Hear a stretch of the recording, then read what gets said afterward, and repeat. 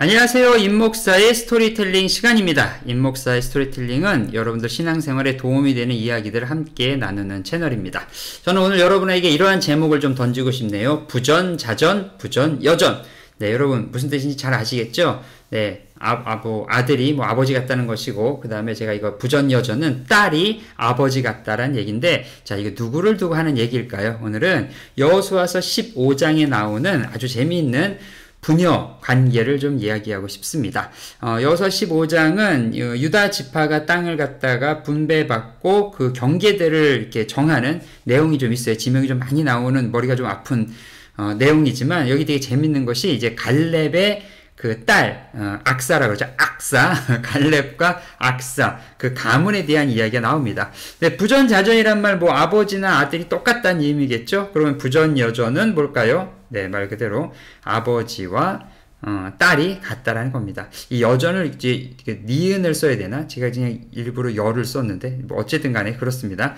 자, 갈렙과 악사에 대한 이야기 여러분들 잘 아시겠죠? 유다 지파는 가나안 남쪽에 가장 많은 땅들을 이제 배정받게 됩니다. 사실은 이렇게 다 제비 뽑아서 줄 때 갈렙이 이 산지를 내게 주소서 하면서 그 땅을 갖다 나게 달라고 했던 거죠. 근데 이 땅이 사실은 이스라엘 그 남쪽에 상당히 험한 지역인데, 훗날 이 땅이 이스라엘의 중심지가 되어지죠. 자, 유다가 원했던 그 땅들 가운데서는 옛 이름은 기럇 여아림, 이제 헤브론이죠. 그 다음에 기럇 세벨, 드빌이란 지역이고, 그 다음에 나중에 예루살렘까지 이렇게 이제 얻게 되는데요. 그 아낙 자손들은 워낙 강력하고, 옛날에 갔을 때, 40년 전에 갔을 때, 45년이죠. 45년 전에 갔을 때, 메뚜기 같습니다. 막 그랬던 땅인데, 갈렙은 이 산지를 내게 주소서, 85세인데 나는 아직도 강건하고 짱짱합니다 하면서 이 땅들을 하나씩 점령해가는 이야기가 14장, 15장에 나옵니다. 그런데 재밌는 건 여기서 그 딸이 이제,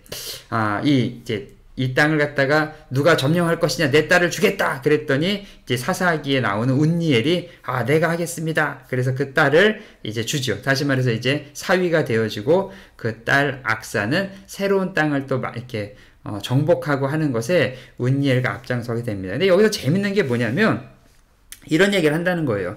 새로운 땅을 갖다가 점령할 때 거기가 네겝 땅이라고 하는데, 이게 광야예요. 사막 지역이고, 그래서 상당히 좀 어렵고 물도 없고 하는 곳인데, 이 악사가 자기 아버지인 갈렙한테 이렇게 얘기를 합니다. 내가 이 네겝 땅을 갖다가 나에게 주십시오. 그런데 네겝 땅뿐만 아니라 윗샘과 아랫샘도 주십시오. 그러니까 물을 달라는 거죠. 오아시스들, 이 황무지 땅을 갖다가 내가 정복해서 얻어낼 테니까 그 위에 있는 윗샘도 아랫샘을 주십시오. 근데 이것이 그냥 옛날 지금처럼 무슨 이렇게 문서 하나 만들어 가지고 이게 내 땅이니까 이제 네 땅이 하고 주는 그 시대는 그건 아니었죠. 이렇게 그러니까 이 땅을 내가 정복하고 싶습니다. 그러니까 이 정복할 수 있도록 허락해 주십시오. 이런 느낌인데, 이 아버지하고 딸하고 하는 대화는 무슨 지금 서류 한 장을 주고받듯이 하듯 그런 대화를 하고 있다는 거예요.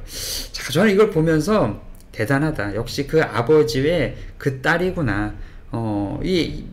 유다 지파에 속해져 있는 갈렙도 사실은 유다 지파가 맞이는 아니잖아요. 넷째잖아요. 그런데 믿음으로 영적인 장자의 권한을 가지고 이 일들을 하나씩 만들어가는 것처럼 갈렙도 마찬가지죠. 갈렙도 사실은 그 이스라엘의 12지파에 속해져 있는 사람은 아니거든요. 그럼에도 불구하고 리더급으로 이 일을 하고, 또 아들도 아닌 딸내미가 또 갈렙의 뒤를 이어서 이걸 하겠다라고 얘기하는 걸 보면서, 이 영적인 장자다. 어떻게 보면 영적의 장녀가 되는 거겠네요.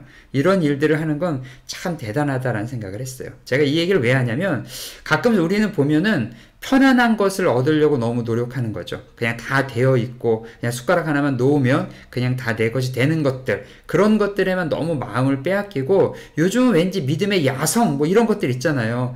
교회를 개척하는 사람도 별로 없고, 사람들이 없고 힘든 데는 다 가지 않고, 시스템 잘 돼 있고 안정적인 데서 있으려고 하고, 이러한 상황에 어쩌면은 이 갈렙이나 악사와 같은 좀 어렵고 힘들더라도 이 땅을 내게 주십시오. 내가 얻어내겠습니다고 하는 그러한 마음들, 요즘 또 우리 신앙생활 하는데 좀 필요하지 않을까라는 생각을 합니다.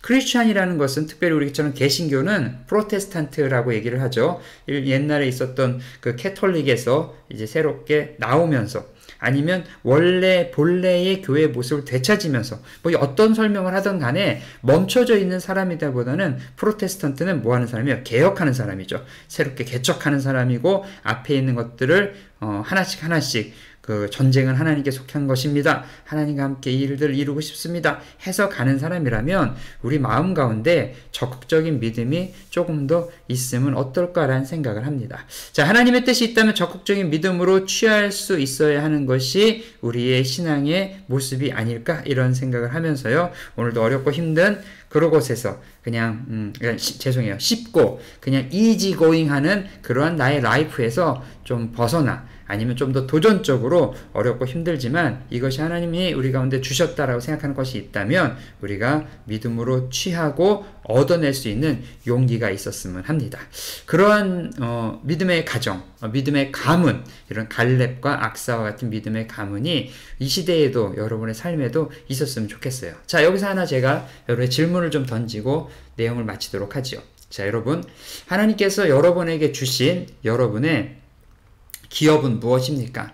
여러분의 산지는 무엇입니까? 갈렙이 얘기하듯이 이 산지를 내게 주소서라고 얘기한 것처럼 여러분에게 주신 그 산지는 무엇입니까? 그러면 또 여러분의 자녀에게는 또 어떤 산지를 하나님께서 주기를 원하십니까? 나는 힘든데 얻었어도 우리 자녀는 좀 쉬운데 갔으면 좋겠다. 이게 인지상정이고 부모의 마음이겠지만 성경은 그렇게 말하고 있지 않다는 겁니다. 내가 어렵고 힘든 길을 갈 때 하나님이 함께 하시고 기도하며 말씀으로 그 일을 이루었다면 내 자녀 또한 기도와 말씀으로 어렵고 힘든 일을 이겨내서 하나님이 나와 함께 하시고 또 말과 병거가 우리의 삶 가운데 중요한 그런 뭐랄까요? 인생의 도구가 아니라 오직 하나님, 여호와 하나님의 말씀이 인생을 우리를 이끌어가는 도구가 되는 그런 날이 되면 어떨까 생각합니다.